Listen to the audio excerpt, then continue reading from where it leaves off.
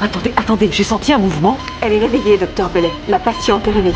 Le patient s'est réveillé pendant l'opération. Elle regardait autour d'elle, terrifiée. Le médecin était également effrayé. C'était une erreur extrêmement grave. Cela pourrait entraîner un procès contre l'hôpital. Après l'opération, les médecins craignaient d'être poursuivis. Ils ont commencé à se rejeter la responsabilité les uns les autres. À ce moment-là, 4 veillettes discutent. Avec de la chance, elle aura complètement oublié. Elle va oublier de nous attaquer? Exact. Ils ont ensuite fait semblant de rien.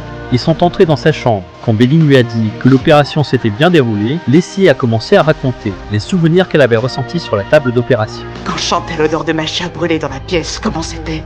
Quand j'étais étendue, incapable de parler et que je vous sentais farfouiller dans mes entrailles.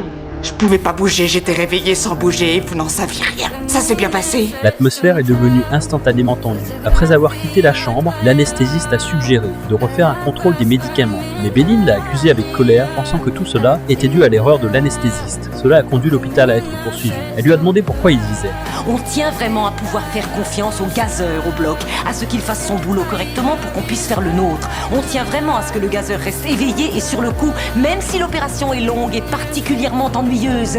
On tient vraiment à ce que le gazeur puisse rester suffisamment concentré pour que le patient reste inconscient. » Puis, Béline est retournée dans la chambre. Mais quand elle a essayé de vérifier la blessure, Leslie s'est soudainement effondrée. Elle l'a empêchée de la toucher avec force. Non, j'ai pas oublié que quand vous opériez, vous avez crié.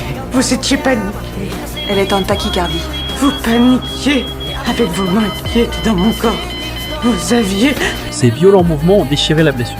Voyant qu'elle ne voulait pas qu'elle la touche, Béline a dû se contenter de donner des instructions à Grailly. Elle a rapidement terminé le pansement. Peu de temps après, l'anesthésiste a apporté un rapport d'analyse. Il indiquait que le groupe sanguin de Leslie entraînait un métabolisme accéléré des médicaments. C'est pourquoi elle s'est réveillée pendant l'opération. Après avoir appris la raison, ils sont retournés dans la chambre. La blessure déchirée saignait abondamment. Elle devait subir une deuxième opération, mais elle a refusé de laisser Béline faire l'opération. L'idée que vous remettiez vos mains à l'intérieur de mon corps.